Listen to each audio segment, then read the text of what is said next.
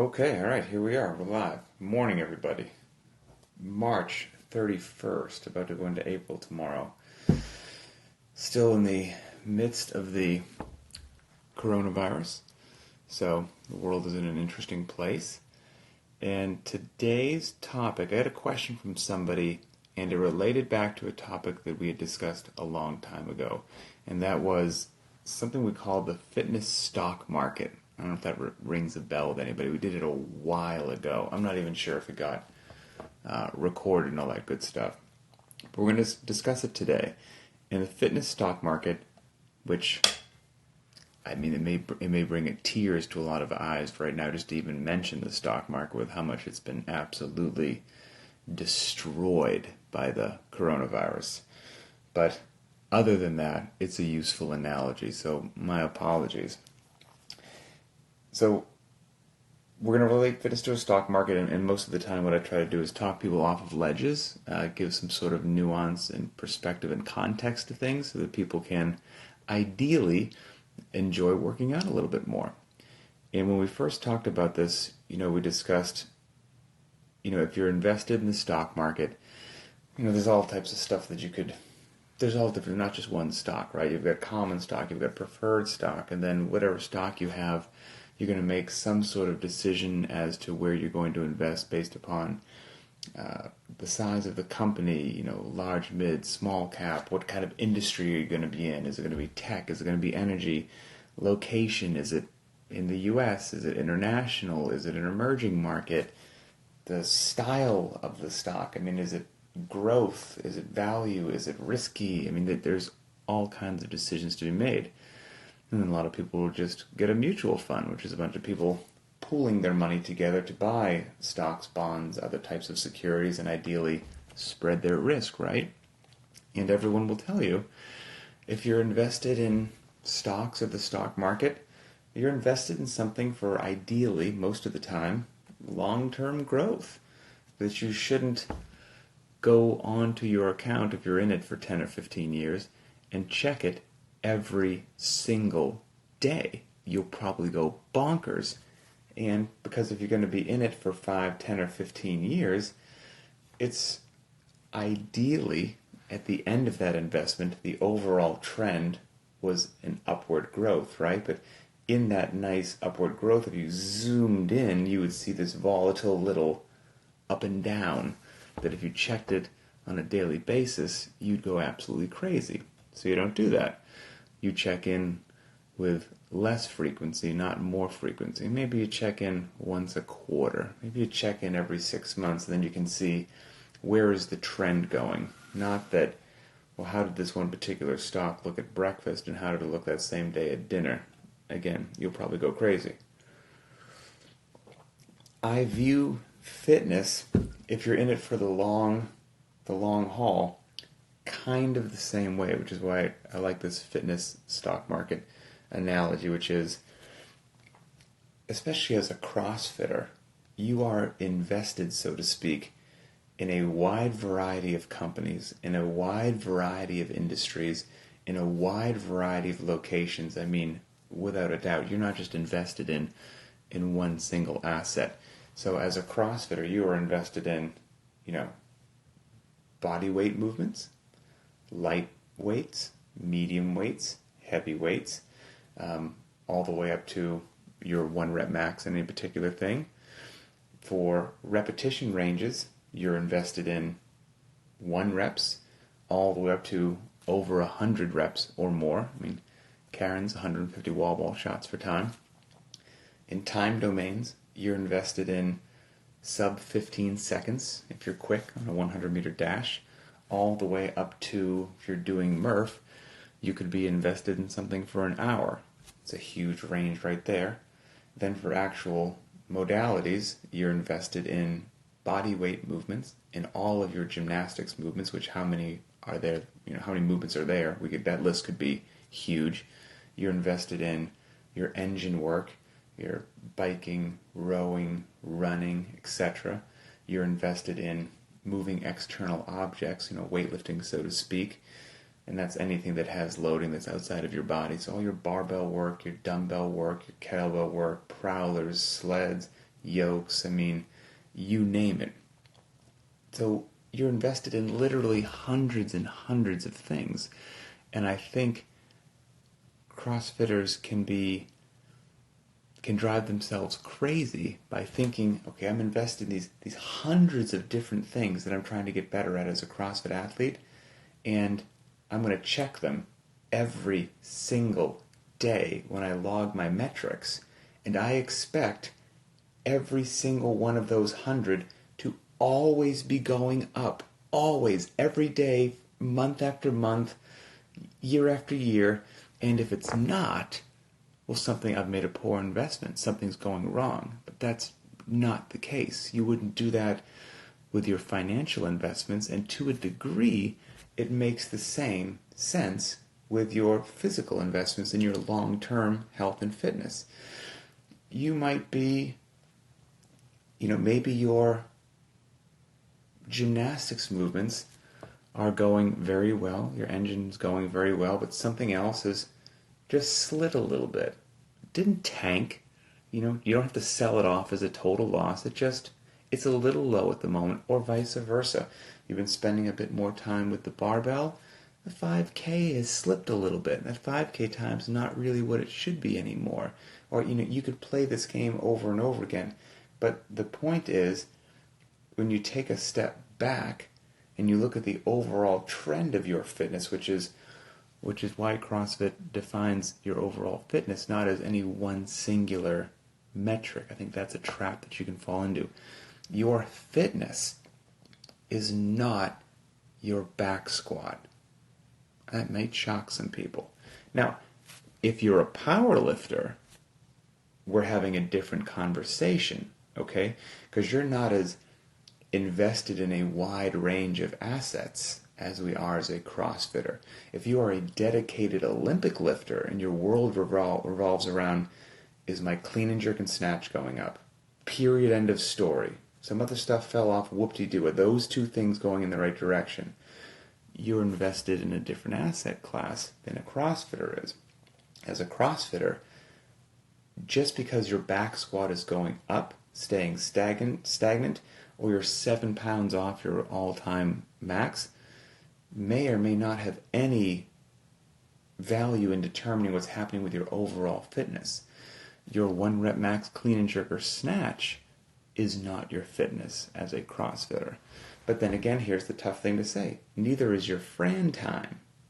Neither is your Cindy score. Neither is how many rounds you got on Nate or what you did on DT or Randy. All of those are individual snapshots that by themselves only tell you how you did on that one workout compared to the last time that you did that workout. But it would be possible to improve your DT time, for example, but not improve your overall fitness. It would be possible to improve your 5K run and not improve your overall fitness. And we could play this game with any number of workouts, which is why those singular points of data are nice and they're useful and they're beneficial and you absolutely should gather them and pay attention to them. But what you should not do is confuse any one singular point of data with whether your overall trend of fitness is going up, staying stagnant, or is it starting to tank. And that's only something that you can start to get a good grasp on over the course of multiple weeks, if not multiple months. Realistically, if you had good numbers and you checked in, once every 2 months to the broad picture and see how it's going, once a quarter, like 4 big check-ins a year, you could see the trend. The end of 1 week, you're not going to see a trend, let alone at the end of any one particular session. You could have a great day front squatting and still have your fitness be going into the tank, but you just had a great day front squatting, etc., etc. So anyway, that is what I try to impart to people, is the overall grand scheme, the big picture. And just previously in this video here, how many things I mentioned that we are invested in as CrossFitters. I'm not exaggerating. It's literally hundreds of different things when you talk about loadings, rep ranges, time domains, and all the movements. And then you can mix all of those up. And if you're doing well-rounded programming, you will mix them all up. So you're invested in hundreds and hundreds of different individual fitness stocks. And I'm sorry, they're not, all 700 aren't going to go up every single day. There are little peaks and little valleys. Now, we don't want huge valleys. That wouldn't be too good. But you're going to have little peaks and little valleys, ideally with the overall trend being a positive overall trend. So that is that. And of course, there's a whole nother rabbit hole that we didn't get into, which is at a certain point, since we're talking about human beings, at a certain point, like let's say you got into CrossFit, I don't care, when you were 15, when you were 25, when you were 35, and you're doing intelligent, well-rounded programming, you're eating a clean diet, you're resting when you should rest, you're scaling appropriately, you're removing your ego, you're making smart decisions, you're listening to your body, you are setting yourself up very well for a nice upward trend that will continue for a very, very long time. However, at some point in time, if you stay fit and active your entire life, so you're getting after it, the 20s are going great, 30s are just amazing, in your 40s you're still hitting something, but you're noticing, I'm 44, it takes a bit longer to warm up. You know, this didn't used to be this way, and I really used to toss this loading around, but did somebody put some extra weight on the bar? It seems a bit extra heavy, and this soreness is certainly sticking around a little bit longer than it used to. I gotta pay a little bit more attention to my stretching than I used to do, but hey, I'm still getting after it. And then you want to live an active life, so you're going to keep going into your 50s, 60s, etc. At some point in time, and I can't say precisely when, because each human being is different. That beautiful upward curve won't be such a big up. It will start to tailor off, start to be it'll flatten out a little bit, and then your goal, and this is classic CrossFit methodology, okay? I certainly cannot take credit for inventing this. This is classic CrossFit. Then your goal becomes what you did in your earlier years through intelligent training, not through beating yourself up unnecessarily and just trying to have the biggest numbers on the board at the gym at the expense of your low back, shoulders, and knees, because that will catch up with you when you're in your 50s or 60s or 40s. Through intelligent training, your goal in those earlier years, decades, was to increase that, your curve as much as you could, to get it as high as possible, to have as much fitness as you possibly can across all of those things that we said earlier.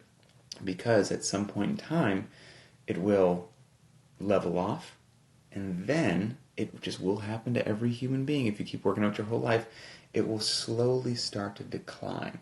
Slowly. There will come a time where you deadlift less, and that's just your new PR at that stage in life. Your Fran time is slower, and that's just where you are, but you're still doing Fran. You're still deadlifting. You're still squatting. You're still doing Helen, but it's started to decline. And I don't know for each person that's their 40s, 50s, 60s, etc.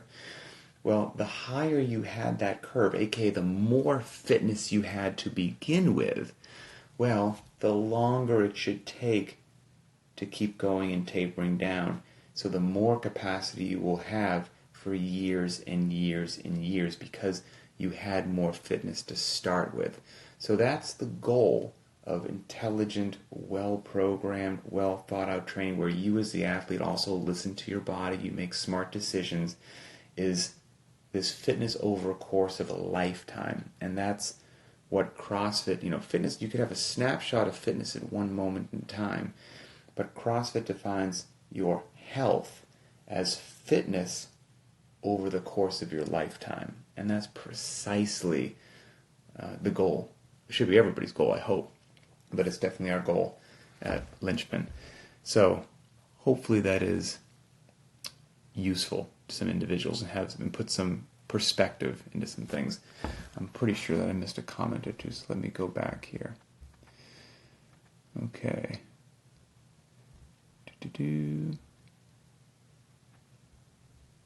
Okay. Can you better explain the relationship between hammering weaknesses and variance with programming? Sure. So, here's what we got. Hammering weaknesses compared to variance. So, as a programmer, my general goal, one of the large things that I focus on is variance. Now, variance just means I'm going to create unbiased programming across all of those things that I just mentioned previously. Across loadings, we don't have a bias. Rep ranges don't have a bias. Time domains don't have a bias. Modalities don't have a bias, okay? That's variance, okay, in a nutshell. And to lay it out appropriately in a manner that covers all of those bases at a frequency that makes sense, that allows the athlete to improve and to grow, and gives enough time between each of them to recover. So give a stimulus, let an adaptation take place, recover. Give a stimulus, let an adaptation take place, recover. If you do that too frequently, well, then the athlete's overtrained and fitness goes the wrong direction. If you have too much time between the stimuluses, well, then you're also not ideally maximizing the capacity of the athlete. So all of those little things come into variance regards to a programming standpoint. But weaknesses, that is an individual deal, because maybe in some well-rounded programming, maybe you do pull-ups, let's just say, or handstand push-ups once a week. Okay, handstand push-ups made an appearance once a week, but over the course of the week, the programming had a nice blend of other body weight movements. The programming had a nice blend of pressing overhead in other aspects as well, or pressing in other planes of movement. So it had this nice variance. However, maybe one particular athlete, their individual weakness was a handstand push-up.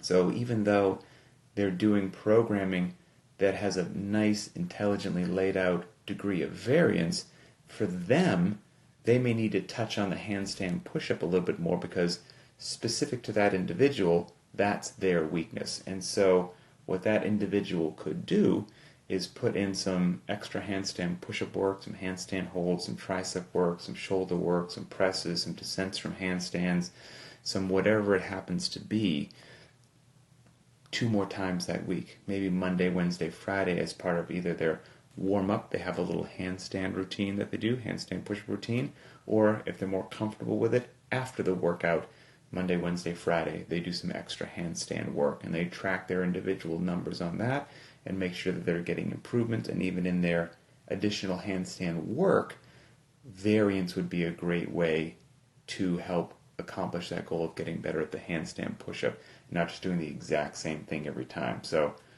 variance versus an individual weakness. And if you have an individual weakness, whatever it happens to be, the L-sit, running, etc., some people's weakness might be flexibility. Those are things that on an individual basis it would make sense to identify and sprinkle in.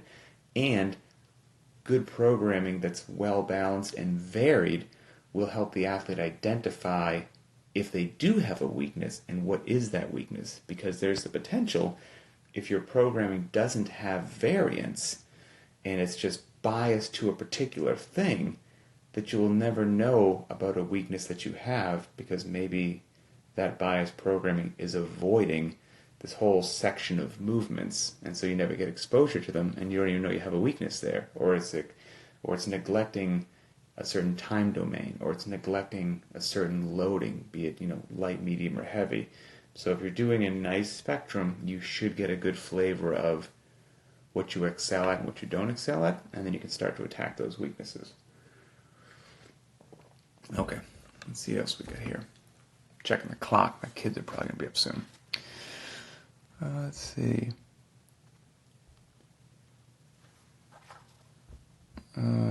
Jason Nichols. Wouldn't that check-in, quote-unquote, also depend on different things such as diet, sleep, family, issues at the time, etc.? Jason, I think you're probably talking about what we discussed earlier, like checking in on your fitness, your snapshot of fitness. And if that's the case, beyond a shadow of a doubt, absolutely. I mean, so all of the things you just mentioned, we've definitely been vocal about them here in the podcast of saying you can be on the best physical fitness program in the world, but you're still in the gym for maybe an hour. And we say this all the time.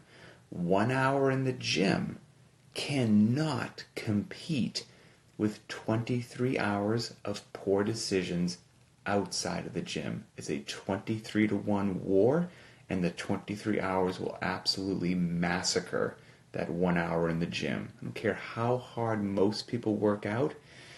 If the diet's off, if sleep's off, if things aren't good with the family, if you're stressed out at work, all of those things are going to murder that 1 hour that you did in the gym. And so yes, you absolutely have to take more of a holistic approach and look at all the factors that involve your life. Not just what you do in the gym, but everything that you do outside of the gym, 100% is going to roll in there.